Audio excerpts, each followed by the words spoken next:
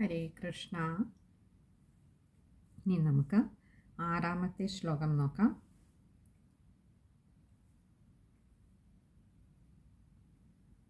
തഥാപി ഭൂമൻ മഹിമാ ഗുണസ്യ തേ വിബോധുമർഹത്യമലാന്തരാത്മഭി അവിക്രിയാത് സ്വാനുഭവാദരൂപതോ ഹ്യനന്യബോധ്യാത്മതയാ ന ചാന്യഥാ. തഥാപി ഭൂമൻ, തഥാപി എന്ന് പറഞ്ഞാൽ ഇങ്ങനെയൊക്കെ ആണെങ്കിലും, അതായത് നമ്മൾ ഈ കഴിഞ്ഞ 5 ശ്ലോകങ്ങളെ കൊണ്ട് ഭഗവാന്റെ ആ ഒരു സഗുണമായിട്ടും അതേപോലെ നിർഗുണമായിട്ടും ഇരിക്കുന്ന 2 വിധത്തിലുള്ള സ്വരൂപങ്ങളെയും ശരിയായിട്ട് അറിയുവാനുള്ള പ്രാപ്തി ഉണ്ടാകണം. അപ്പോൾ ഭഗവാൻ നമ്മളെ ഏറ്റെടുക്കുകയും ഭഗവാൻ നമ്മളെ മോക്ഷപദത്തിലേക്ക് നയിക്കുമെന്ന് പറഞ്ഞു. അതിനെന്തേ വേണ്ടു? അത് ഭക്തിയിലൂടെ ഈ 2 വിധത്തിലുള്ള സ്വരൂപങ്ങളെയും നമുക്ക് അറിയുവാൻ കഴിയണം. എന്നാൽ പോലും ഇത് ഈ പറഞ്ഞ 2 രൂപങ്ങളും ഒരുപോലെ അറിയുവാൻ കഴിയാത്തതാണ്. കാരണം ഭഗവാന്റെ സ്വരൂപം എന്ന് പറയുന്നത് അത് ഗുണാതീതമായിട്ടുള്ളതാണ്. അങ്ങനെയുള്ള ഒന്നിനെക്കുറിച്ചുള്ള ജ്ഞാനം വളരെ പ്രയാസമാണ് നമുക്ക് നേടിയെടുക്കുവാൻ. അപ്പോൾ ഇവിടെ പറയുകയാണ്, അങ്ങനെയൊക്കെ ആണെങ്കിലും ഭൂമൻ അല്ലയോ ഭഗവാനെ, അല്ലയോ സർവവ്യാപിയായിട്ടുള്ള ഭഗവാനെ, മഹിമാഗുണസ്യത്തെ, മഹിമ അഗുണസ്യ, അഗുണസ്യ എന്ന് പറഞ്ഞാൽ ഗുണങ്ങളെ അതിക്രമിച്ചിരിക്കുന്ന, ഗുണങ്ങൾക്ക് അതീതനായിട്ടുള്ള, മഹിമ എന്ന് പറഞ്ഞാൽ മഹാത്മ്യം, തേ അങ്ങയുടെ,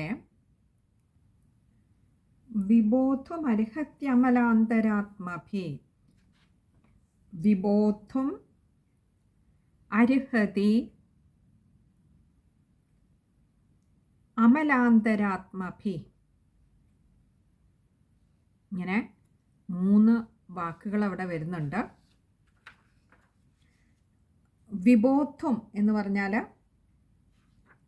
നമ്മുടെ ബോധത്തിന് അത് വിഷയമാക്കി തീർക്കാനായിട്ട്, അതായത് ഭഗവാന്റെ ഒരു കാരുണ്യമുണ്ടെങ്കിൽ അത് നമുക്ക് മനസ്സിലാവുകയുള്ളൂ, നമ്മുടെ ബോധമണ്ഡലത്തിൽ ആ സത്യം, ആ തത്വം തെളിയുകയുള്ളൂ. അപ്പോൾ അങ്ങനെ ബോധത്തിനത് വിഷയീഭവിക്കാനായിട്ട്, ബോധത്തിനത് ഉൾക്കൊള്ളാനാവുന്ന ഭാവത്തിലേക്ക് അല്ലെങ്കിൽ ആ തലത്തിലേക്ക് അതിനെ എത്തിക്കുന്നതിനായിട്ട് അർഹതി എന്ന് പറഞ്ഞാൽ യോഗ്യമായി ഭവിക്കുന്നു. എപ്പോൾ എന്നാണെങ്കിൽ അമലാന്തരാത്മഭി, അമല എന്ന് പറഞ്ഞാൽ മലങ്ങളൊന്നും ഇല്ലാത്ത എന്ന് പറഞ്ഞാൽ പാപങ്ങളൊന്നും ഇല്ലാത്തത്,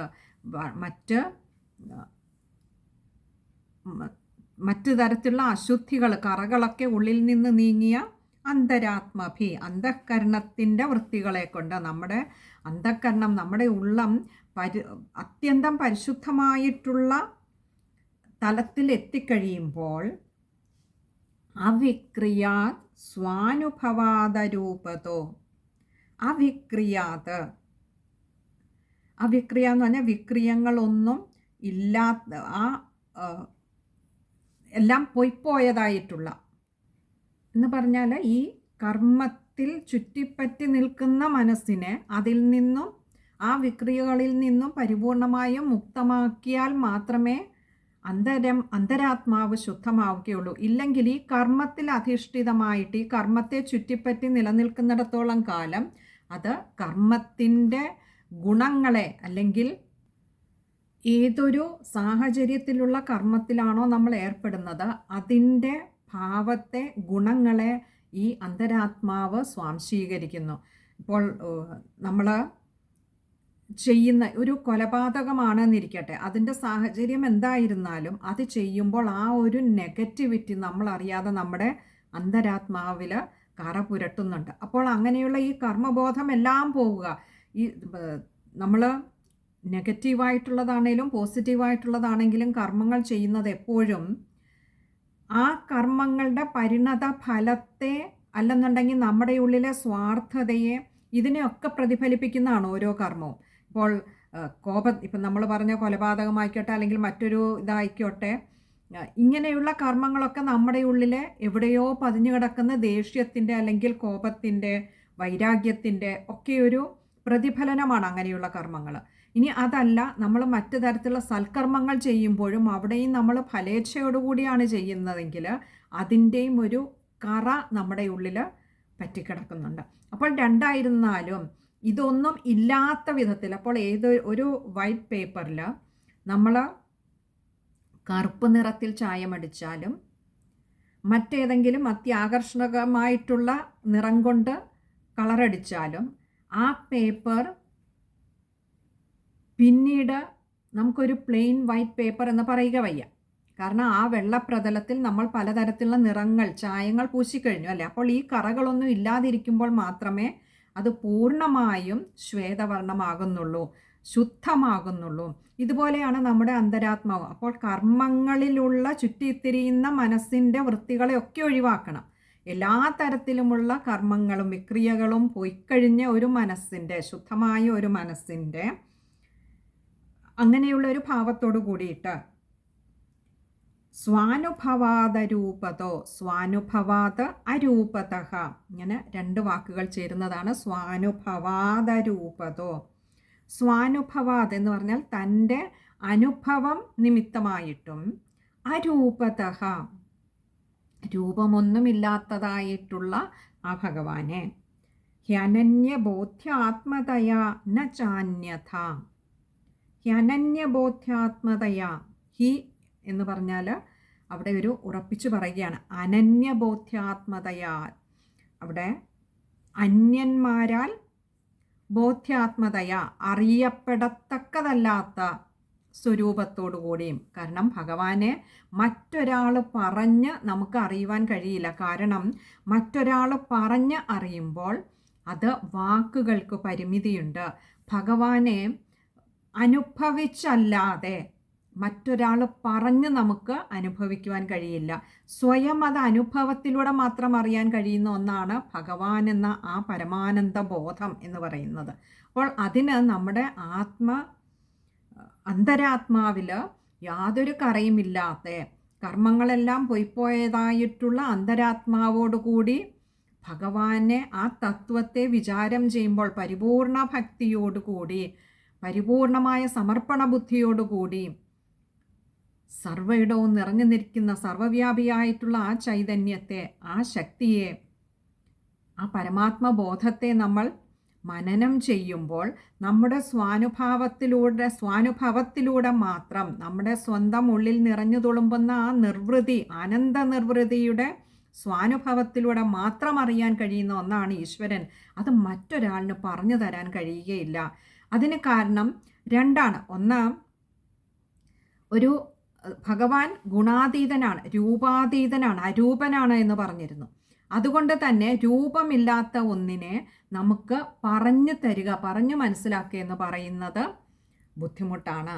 എന്നാൽ കാരണം അപ്പോൾ രൂപമില്ലാത്ത ഒന്നിനെ എങ്ങനെയാണ് പൂർവസൂരികളൊക്കെ നമുക്ക് പറഞ്ഞു തരുന്നത്? അത് ഇതുപോലെയുള്ള ഭഗവാന്റെ അനന്തമായ മഹിമകളോട് കൂടിയ ആ ഭഗവാന്റെ ലീലകൾ, അങ്ങനെ ആ ലീലകളുടെ കഥകളിലൂടെ നമുക്ക് മനസ്സിലാക്കി തരികയാണ്. നമുക്ക് ഗ്രഹിച്ചറിയാൻ കഴിയുന്നതിനും എത്രയോ എത്രയോ അപ്പുറമാണ് ആ പരമമായ സത്യം എന്നുള്ളത്. കാരണം ഇവിടെ അങ്ങനെയുള്ള ഒരു സത്യത്തെ, സർവവ്യാപിയായിട്ടുള്ള ഒന്നിനെ, യാതൊരു ഇന്ദ്രിയങ്ങൾ കൊണ്ടും അറിയുവാൻ കഴിയാത്തതായിട്ടുള്ള ഒന്നിനെ, ബുദ്ധി കൊണ്ട് ഗ്രഹിക്കുവാൻ കഴിയാത്തതായിട്ടുള്ള ഒന്നിനെ മനസ്സുകൊണ്ട് കണ്ടോ കേട്ടോ അറിയുവാൻ, അല്ലെങ്കിൽ വിചിന്തനം ചെയ്തോ അറിയുവാൻ കഴിയാത്ത ഒന്നിനെ അന്തരാത്മാവ് ശുദ്ധമായി കഴിയുമ്പോൾ, മനസ്സിനെ അതിലേക്ക് ഏകാഗ്രമാക്കി കഴിയുമ്പോൾ അതിൽ നിന്ന് താനേ ആ ഒരു ബോധം, ആ ഒരു ആത്മബോധം തെളിഞ്ഞു വരും, ആ പരമാനന്ദ ബോധം തെളിഞ്ഞു വരും. നമ്മൾ ചെറുതിലെയൊക്കെ നമ്മൾ കണ്ടിട്ടുണ്ടാകും, കൊച്ചുകുട്ടികളൊക്കെ ഒരു കൺവേർജിങ് ലെൻസ് വെച്ചിട്ട് സൂര്യപ്രകാശത്തെ ഒരു പേപ്പറിലേക്ക് അവർ കൺവേർജ് ചെയ്യുമ്പോൾ, ഒന്നിച്ച് ആ രശ്മികളെ ഒരു ലെൻസിലൂടെ ഒരൊറ്റ പോയിന്റിലേക്ക് കൊണ്ടുവരുമ്പോൾ അവിടെ ബാഹ്യമായ ഒന്നിൽ നിന്നല്ലാതെ തന്നെ ആ പേപ്പറിൽ അഗ്നി പടരുന്നത് നമ്മൾ കണ്ടിട്ടുണ്ട് അല്ലേ.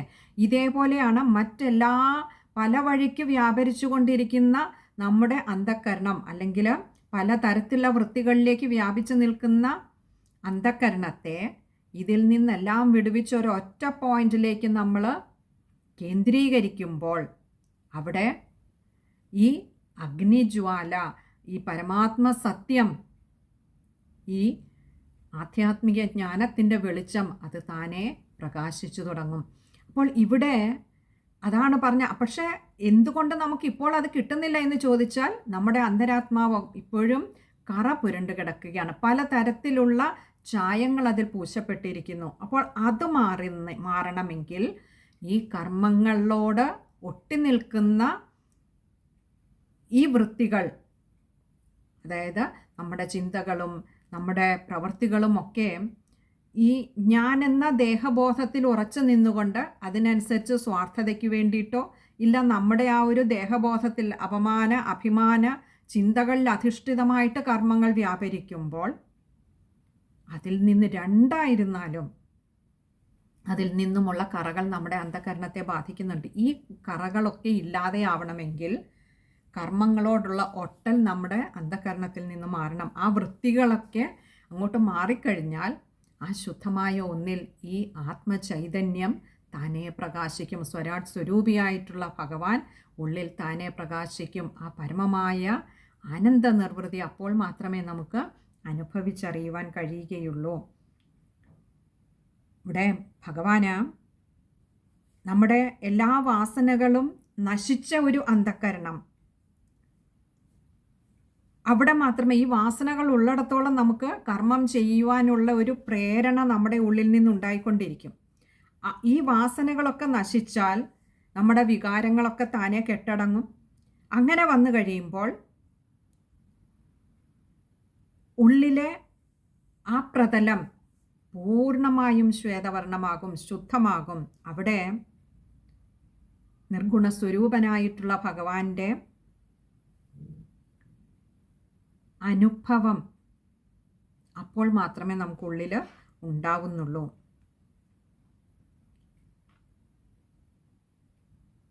ഇനി നമുക്ക് ആ ശ്ലോകം ഒന്നുകൂടി നോക്കാം. തഥാപി ഭൂമൻ മഹിമാ ഗുണസ്യത്തെ വിബോധുമർഹത്യമലാന്തരാത്മഭീം അവിക്രിയാത് സ്വാനുഭവാദരൂപതോ ഹ്യനന്യബോധ്യാത്മതയാ ന ചാന്യഥാം. ഇവിടെ എടുത്തു പറഞ്ഞു ന ച അന്യഥ, മറ്റൊരു വിധത്തിലും അതിനെ നമുക്ക് അറിയുവാനായി കഴിയില്ല. അന്ധകരണ ശുദ്ധി വരുത്തി കഴിയുമ്പോൾ നമ്മൾ അതിന് അർഹതി യോഗ്യമായി ഭവിക്കുന്നു ആ സത്യത്തെ അറിയുവാൻ. അപ്പോൾ അന്ധകരണം ശുദ്ധിയാകണമെങ്കിൽ അമലാന്തരാത്മഭി, ആ അമലമായിട്ടുള്ള ശുദ്ധമായിട്ടുള്ള അന്തരാത്മാവിന് ഉടമയായാൽ മാത്രമേ നമ്മൾ അതിന് യോഗ്യരാകുന്നുള്ളൂ എന്ന് പറയുകയാണ്. അപ്പോൾ അതിനുള്ള മാർഗങ്ങൾ എന്താണ് എന്നാണ് നമ്മളോട് പറഞ്ഞത്. വാസനകൾ ഇല്ലാതെയാകണം. ആ വാസനകളിലാണ് നമ്മുടെ എല്ലാ കർമ്മങ്ങളും ഇരിക്കുന്നത്. എല്ലാ വികാരങ്ങളും അതിനോട് ചേർന്നാണ് വരുന്നത്. വാസനകൾ ക്ഷയിക്കുന്നിടത്തെ നമുക്ക് ആ വൃത്തികളിൽ നിന്നും പൂർണ്ണമായും, അല്ലെങ്കിൽ ആ വൃത്തികൾ പോവുകയുള്ളൂ. ഇതിനർത്ഥം നമ്മൾ കർമ്മം ചെയ്യാതിരിക്കുകയല്ല. കർമ്മങ്ങൾ അപ്പോഴും, കാരണം ഈ ജന്മം എടുത്തു കഴിഞ്ഞാൽ മരണം വരെയും ഏതെങ്കിലുമൊക്കെ തരത്തിലുള്ള കർമ്മങ്ങൾ നമ്മൾ എപ്പോഴും വ്യാപൃതരാണ്. എന്നാൽ ആ കർമ്മങ്ങൾ നമ്മൾ ചെയ്യുമ്പോഴും അത്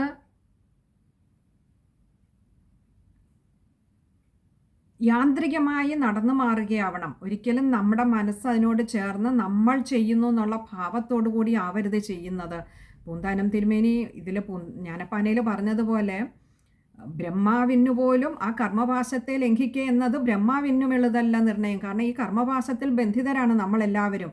പക്ഷെ ആ കർമ്മപാശത്തെ ലംഘിക്കുന്നതിന് പകരം അത് ചെയ്തുകൊണ്ടേ ഇരുന്നേ മതിയാവൂ. മനസ്സ് എവിടേക്ക് ചേർന്ന് നിൽക്കണം എന്നുള്ളതാണ് പ്രധാനമായിട്ടുള്ള. അപ്പോൾ തന്നെ നമ്മുടെ ഉള്ളിൽ നിന്ന് ഈ വാസനകളൊക്കെ ഇറങ്ങിപ്പോകും. അതിന് ഉദാഹരണമാണ് ഗോപസ്ത്രീകൾ. അവർ കർമ്മങ്ങളൊക്കെ ചെയ്യുന്നുണ്ടായിരുന്നു, പക്ഷെ മനസ്സ് ഭഗവാനോട് ചേർന്ന് നിന്നതുകൊണ്ട് തന്നെ ശുദ്ധമായ തൈര് കടഞ്ഞ് ശുദ്ധമായ വെണ്ണ പൊങ്ങി വരുന്നത് പോലെ അവരേതൊക്കെ സാഹചര്യങ്ങളിലൂടെ കടന്നു പോയിട്ടുണ്ടെങ്കിലും, ജീവിതത്തിൽ എന്തൊക്കെ ബുദ്ധിമുട്ടുകൾ അവർക്ക് നേരിടേണ്ടി വന്നിട്ടുണ്ടെങ്കിലും, അപ്പോഴൊക്കെയും ആ ഉള്ളം ശുദ്ധമായ വെണ്ണ പോലെ ഭഗവാനുള്ള നേദ്യമായി അവരുടെ മനസ്സ് എപ്പോഴും സമർപ്പിച്ചുകൊണ്ടിരുന്നത് കൊണ്ട് തന്നെ കർമ്മത്തിൻ്റെ ഗുണാഗുണങ്ങൾ അല്ലെങ്കിൽ അതിൻ്റെ ഫലം എന്തായിരുന്നാലും അത് അവരെ ബാധിച്ചതേയില്ല. അവർക്കൊന്നേ വേണ്ടൂ കൃഷ്ണൻ. അതല്ലാതെ അവർക്ക് മറ്റൊന്നും ഉണ്ടായിരുന്നില്ല. അവർ മറ്റൊന്നിനും മോഹിച്ചിട്ടില്ല. അപ്പോൾ ഇതുപോലെ കർമ്മങ്ങളൊക്കെ യാന്ത്രികമായി നടന്നു മാറുക തന്നെ ചെയ്യും. കർമ്മത്തിൽ നിന്ന് അവരും മുക്തരായിരുന്നില്ല. പക്ഷെ ആ കർമ്മങ്ങൾ ചെയ്യുമ്പോഴും ചിത്തം ഭഗവാനിങ്കൽ ഉറച്ചു നിന്നിരുന്നു. അതുകൊണ്ട് തന്നെ ആ ഭഗവാൻ ഈ വെണ്ണ പോലെ തന്നെ ഗോപസ്ത്രീകളുടെ മനസ്സിനെ അപഹരിക്കുകയും ചെയ്തു. ഇവിടെ നമുക്കും ഭഗവാന് സമർപ്പിക്കേണ്ടത് എന്താണ്? നമ്മുടെ ശുദ്ധമായിട്ടുള്ള അന്തരാത്മാവ്. അത് സമർപ്പിച്ചാൽ വെണ്ണ പോലെ തന്നെ ഭഗവാൻ, അത് ഭഗവാൻ ഏറ്റവും പ്രിയപ്പെട്ടതാണ് വെണ്ണ. ആ വെണ്ണ പോലെ തന്നെ ഭഗവാൻ 2 കൈയും നീട്ടി നമ്മുടെ അന്തരാത്മാവിനെ സ്വീകരിക്കും. സ്വീകരിച്ചാലോ പിന്നെ അത് ഭഗവാന്റേതാണ്. അപ്പോൾ നമ്മുടെ ഉള്ളിൽ കഴിയുന്നത് ഭഗവാനായിട്ട് മാറും. ആ രൂപത്തെ, ആ ഭഗവാനെ, ആനന്ദസ്വരൂപനെ ഉള്ളിൽ അനുഭവിക്കുവാൻ നമ്മൾ യോഗ്യരായിട്ട് മാറും. നമുക്ക് ആ ശ്ലോകം ഒന്നുകൂടി നോക്കാം. തഥാപി ഭൂമൻ മഹിമാ ഗുണസ്യ തേ വിബോധുമർഹത്യമലാന്തരാത്മഭി അവിക്രിയാത് സ്വാനുഭവാദരൂപതോ ഹ്യനന്യബോധ്യാത്മതയാന ചാന്യഥാം. ശ്ലോകം വായിക്കുമ്പോൾ ശ്രദ്ധിക്കേണ്ട കാര്യങ്ങൾ: തഥാപി ഭൂമൻ മഹിമ അഗുണസ്യാണ്, അകാരം നീട്ടിയെടുക്കുക. അതുപോലെ വിബോധും അർഹതിയാണ്, വിബോധും അർഹതി, അവിടെ മായ്ക്ക് അകാരം കൊടുത്ത് വായിക്കുക. അതുപോലെ അർഹത്യമലാന്തരാത്മഭീം, അർഹതി എന്ന് പറയുന്ന അർഹത്യമല, അവിടെ ത്യായ്ക്ക് അകാരം കൊടുത്ത് വായിക്കുക.